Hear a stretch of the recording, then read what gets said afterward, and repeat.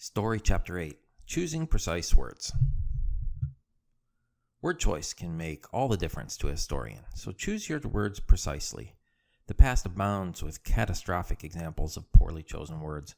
One such example is the 1840 Treaty of Waitangi, in which the British took New Zealand from the Maoris by mistranslating the word for sovereignty.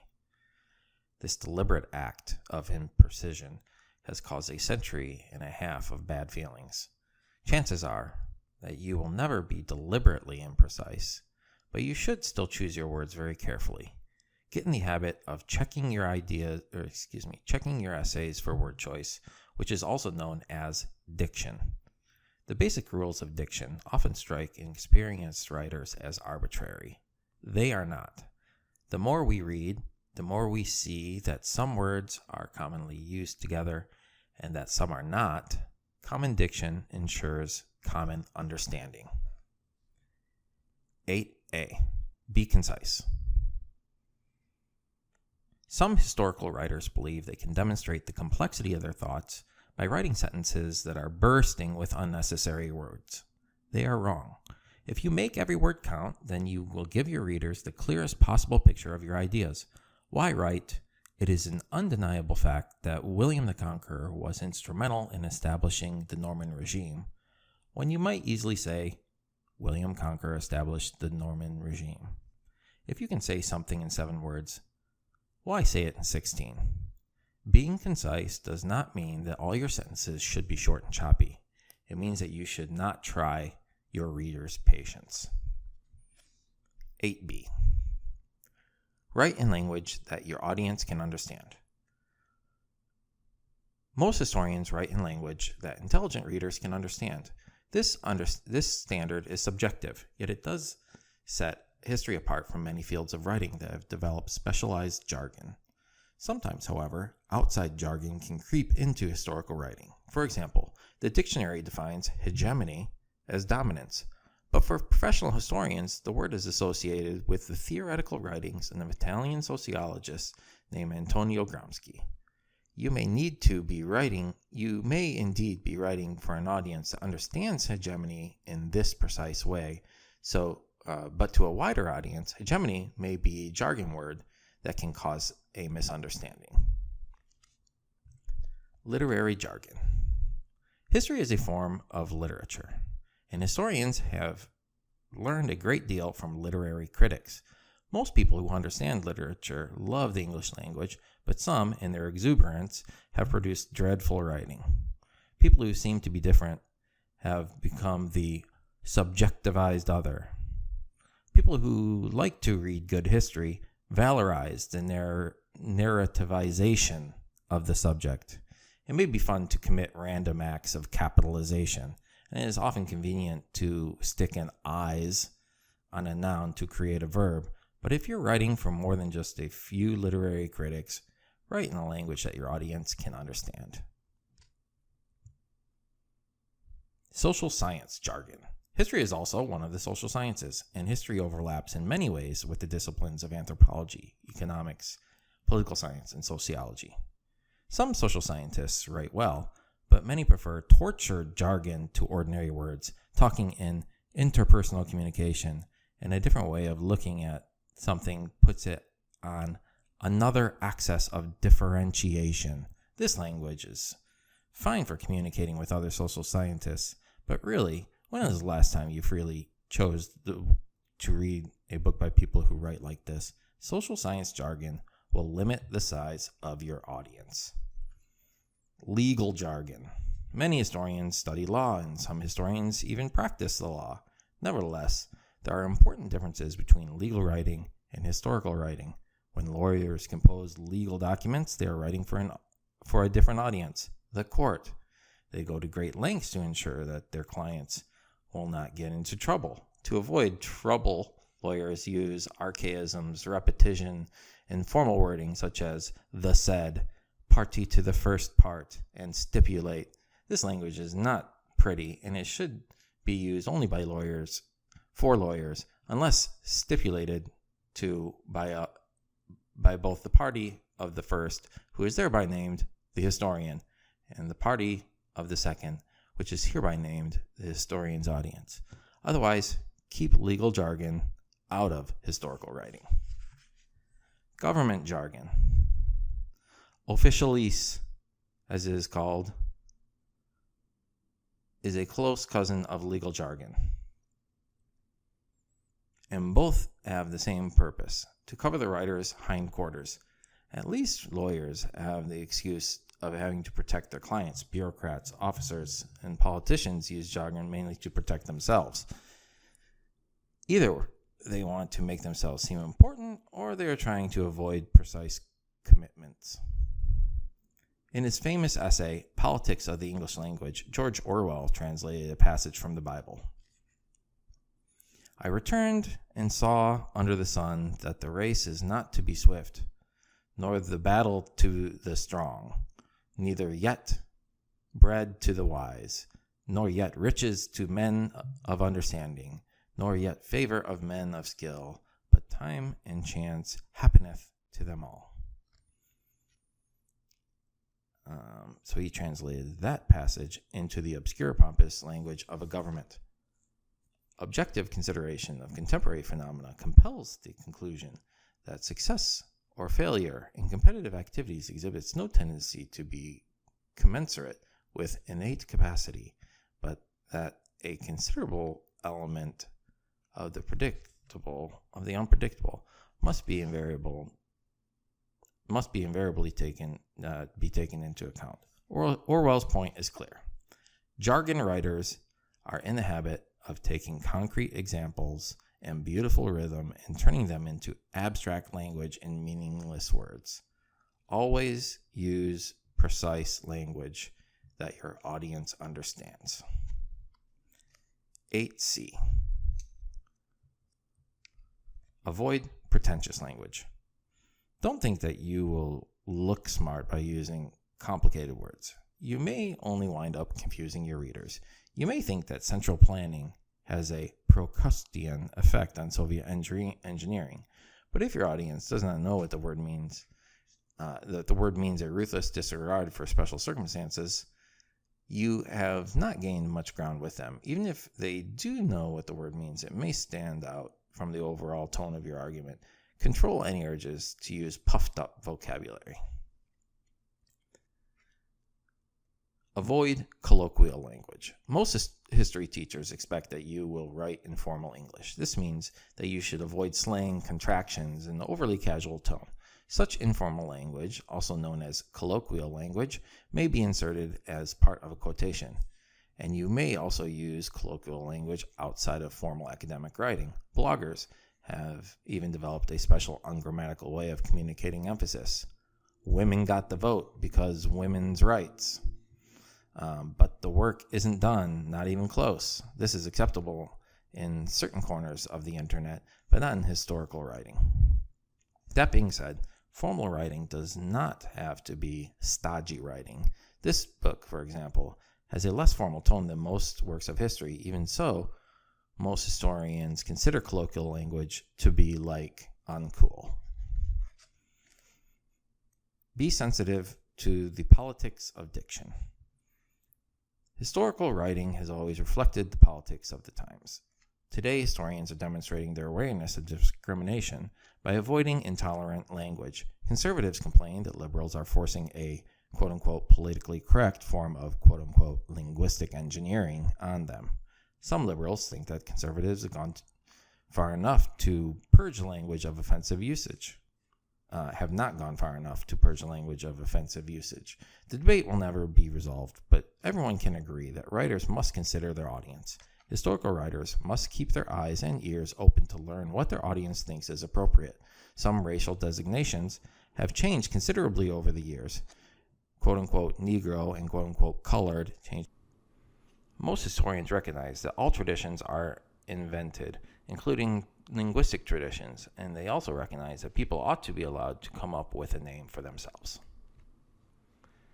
Be sensitive to gender-specific language. Oscar Wilde said, "Anyone can make history, only a great man can write it." He said this in the 1890s, and his point was to call attention to the difference between historical actors and the people who write about them. When historians read this statement today, Wilde's underlying sexist assumptions are readily apparent, even if Wilde himself might be forgiven for being a creature of his times. In recent years, historians have become more sensitive to gender. This is reflected not only in the intellectual interest, but also in the historical writing. Years ago, it was acceptable to say, the historian must analyze sources. He must understand the relevant documents. The masculine pronoun with an antecedent of indeterminate gender was conventional. Fortunately, today there are plenty of female historians, a fact that contradicts the practice of associating nouns like historian with masculine pronouns. Such a contradiction now seems inaccurate and biased. I would insert my own thought here and say that there are individuals who also are neither male nor female, but non-binary. So that's a further development that I think needs representation here. Okay, to avoid such sexist pitfalls, you may be tempted to change Wilde's second sentence with some keyboard gymnastics. He/she must understand the relevant documents, or even worse, you might say s/he. Add an internet address. /pronouns can usually be prevented by employing simple solutions. First, consider using neutral pronouns like everyone, anybody, and everybody. If that doesn't work, try to change Wilde's sentences from singular to plural. Historians must analyze sources. They must understand the relevant documents. Changing a gender-specific singular to a gender-neutral plural conveys the same idea without any sexist overtones. You might be tempted to substitute the third person singular neutral pronoun one for gender-biased he. When one is a historian, one must analyze sources. Occasionally such a construction is appropriate, but most of the time it sounds pretentious. Avoid euphemisms. Sometimes politically correct language works well, but other times it seems silly. Some linguistic engineering may be necessary to overcome odious rhetorical practices, but no one is really calling stupid people intellectually challenged. This is a euphemism, a polite, meaningless word that covers up a harsh reality. The 20th and 21st century seem to have been especially enriched in euphemisms. Torched villages were pacified. Totalitarian regimes were people's republics, and used cars were pre-owned vehicles. Spare your readers the bull. When historians, choose figurative language carefully. When historians write about subjects that are unfamiliar to their readers, it often helps to make an imaginative comparison with something the reader knows. These comparisons often take the form of metaphors and similes. It would be perfectly acceptable to write that Simón Bolívar participated in the overthrow of Spanish rule in the Americas. It would be more engaging to write that Simón Bolívar played a role in the overthrow of Spanish rule in the Americas, because this would draw a comparison to the theater. It would be even more colorful to say that Simón Bolívar was the George Washington of Spanish America, but you might have to sustain the metaphor by comparing evidence about the two leaders. Metaphors and similes add color to historical writing, but it takes practice to use them well. Use metaphors and similes judiciously. There are a number of ways for a metaphor to go awry. You could write that Simón Bolívar was the John Chilembwe of Spanish America, but this metaphor presents a number of problems. Chances are that people are reading an essay on Venezuelan history and never heard of John Chilembwe. This is unfortunate because in 1915 Chilembwe led a major rebellion against British colonial rule in Nyasaland, today known as Malawi.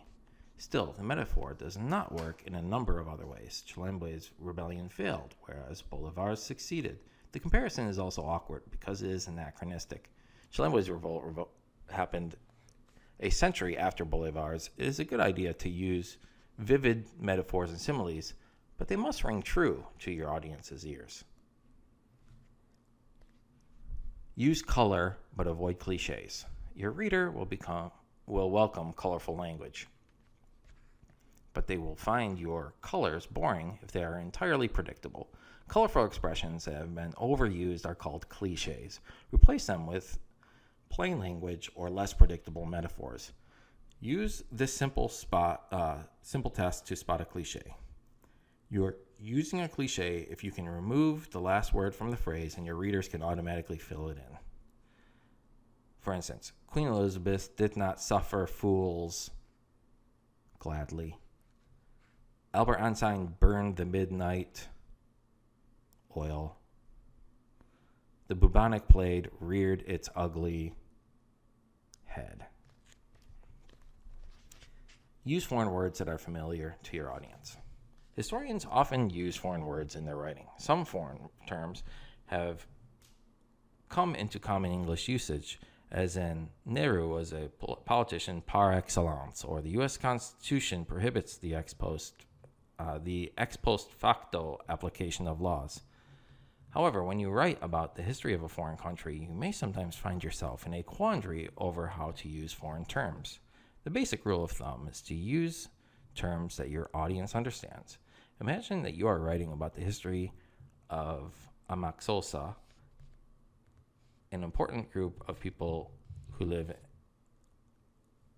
in South Africa. If you were taking a seminar in South African history, they were writing for an instructor who is a specialist in the field, it might be appropriate for you to spell out the name Amaxosa.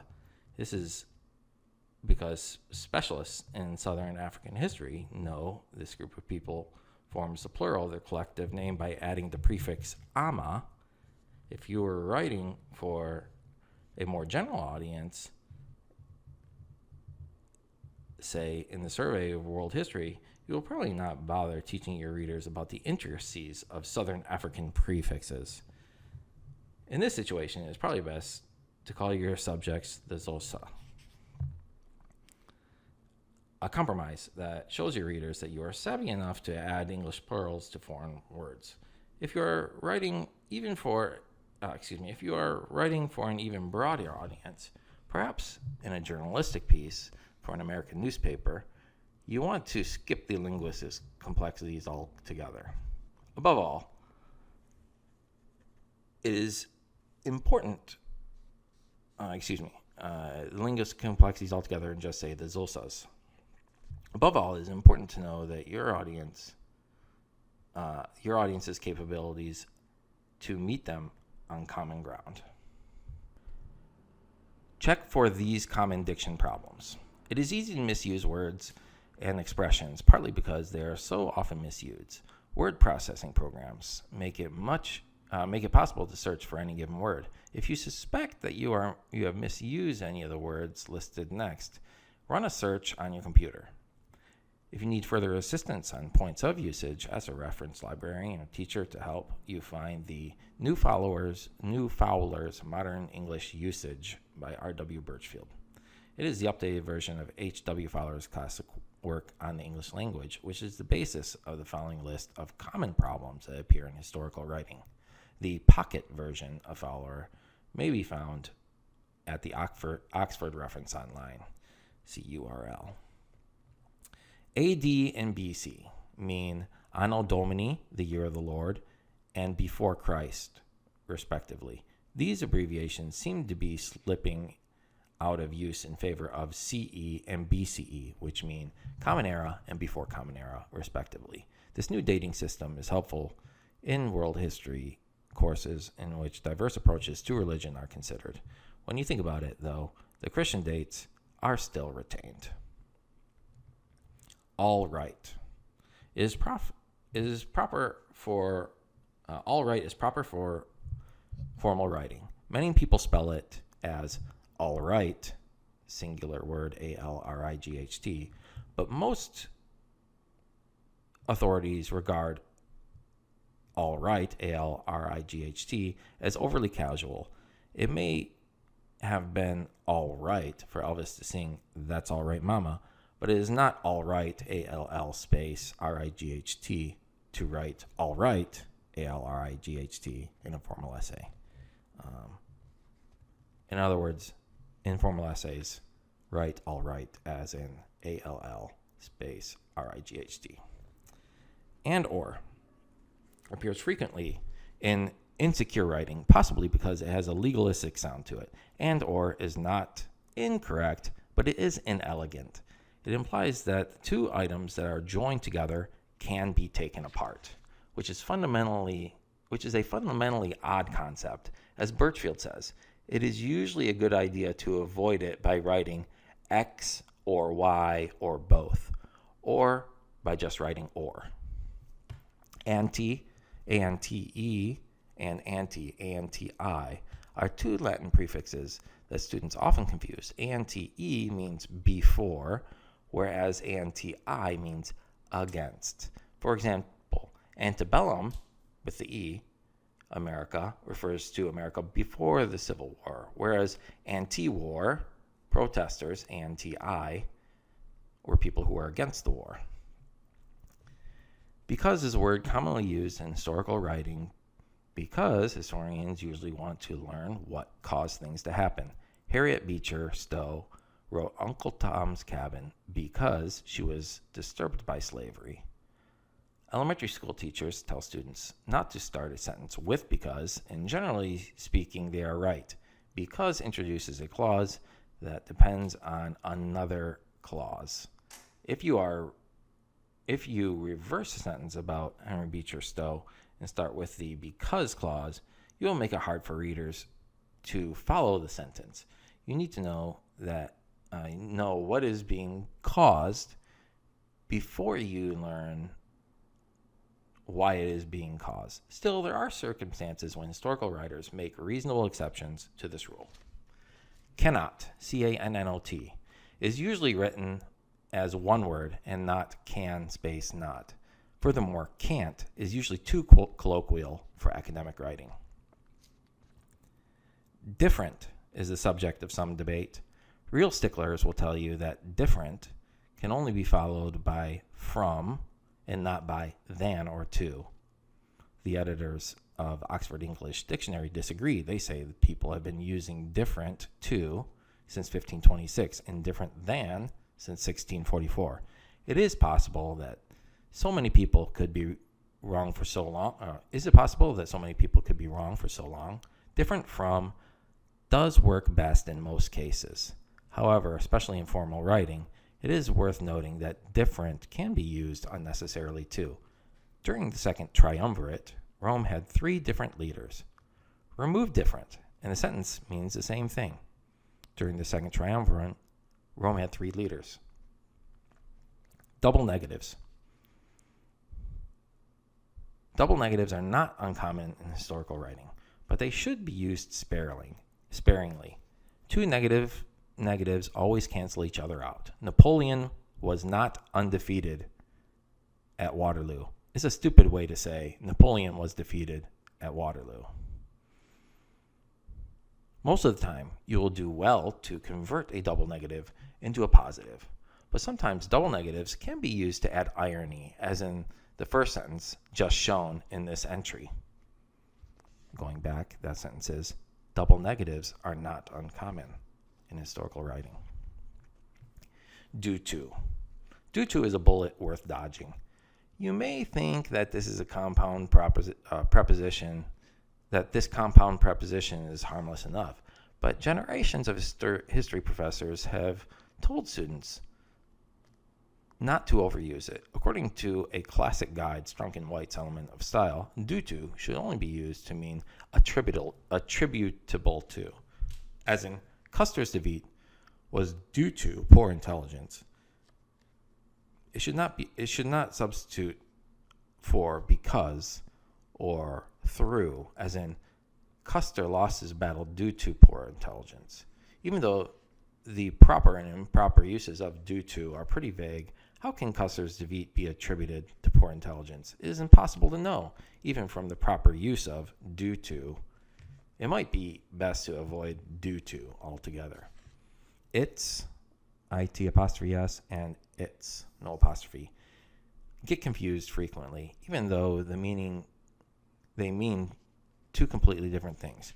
It'' is the contraction of it is. It's not too late to learn how to write history. It, without the apostrophe, is the possessive form of it. When Castro lit a Monte Cristo, its pungent smoke filled the air. If you confuse its and its, the only way to salvage your reputation is to tell your reader that it's a typo. It's also worth mentioning that its apostrophe is not a word in the English language. Led to tends to oversimplify the relationship between the two events. It may be true to say that the First World War led to the Second World War. Just don't confuse chronology with causation. It is true that 1939 follows 1914, but your readers will expect you to explain how the First War helped to cause the Second War. Saying led to is often vague.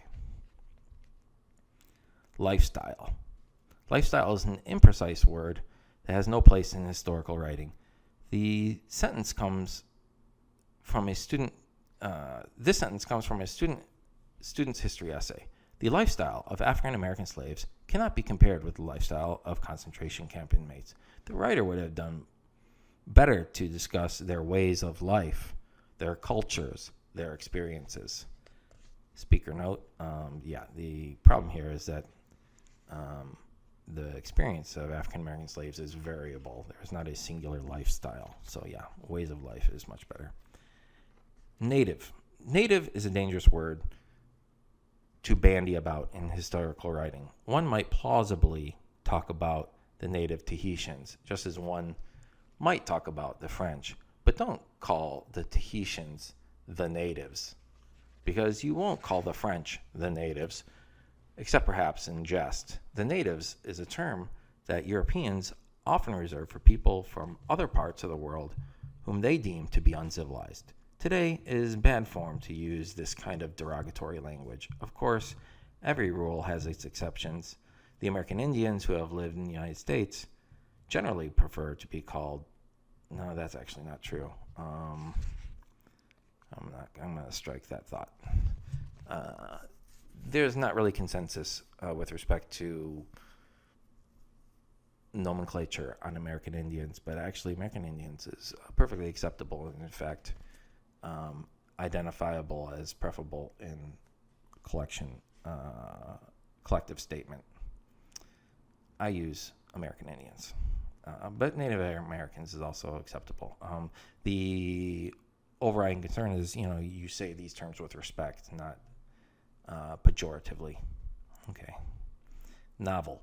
Novel is sometimes used by the beginning students to refer to any large book, even works of history. This is incorrect. By definition, a novel is a work of fiction. A novel cannot be history. Regard. Regard is misused frequently in compound prepositions like with regards to and in regards to. The prime offenders are bureaucrats, but historical writers misuse regard as well. There are two proper ways to use regard. If it is part of a compound preposition, use the singular regard, as in with regard to or in regard to. If it is a verb, conjugate accordingly, as it regards or as they regard. That in which have become subject of considerable confusion among historians and other writers, in which these two sentences, which one would you use? Which one would you use to connect one clause to another? 1. Despite the tense atmosphere that or which prevailed during the trial, Mandela spoke his mind in the court. Sentence 2. In 1846, the Corn Laws, that/which, had protected English farmers from foreign competition, were repealed. Fowler and Birchfield have tried to standardize the use of that and which. They recommend authors use that in restrictive clauses and which in non-restrictive clauses. But what do these grammatical terms mean? The first example sentence is a restrictive clause. In other words, the information prevailed during the trial is essential to the statement, despite the test atmosphere. According to Fowler and Birchfield, the first sentence and all restrictive clauses should employ that. The second sentence is different because it contains a non-restrictive clause, had protected the English farmers in foreign competition. This is a parenthetical statement that might just be well placed in another sentence. If you want to use it in a sentence, use which. Fowler and Birchfield recommend using which in all non-restrictive clauses too. So the second sentence, use which. If you apply Fowler and Birchfield's rule to your writing, you will attain a higher degree of clarity. Their rule does work well. Unfortunately, even Fowler and Birchfield admit they are fighting an uphill battle for the proper use of that and which. When you read other historical writers apply the rule for that and which, and you will notice there is no confusion. That there is confusion. To add to the confusion, British writers tend to use that and which interchangeably. Tribe. Tribe is subject to the same rules that govern native. A long time ago, anthropologists defined tribe precisely to mean a group of people who trace their ancestry to one person, real or imagined. Unfortunately, many historians and journalists use it loosely and offensively. To mean any group of people with brown skin, one might talk about tribal conflict in Rwanda and not tribal conflict in Bosnia. This is because this use of the word tribe derives from efforts of European administrators to classify and regulate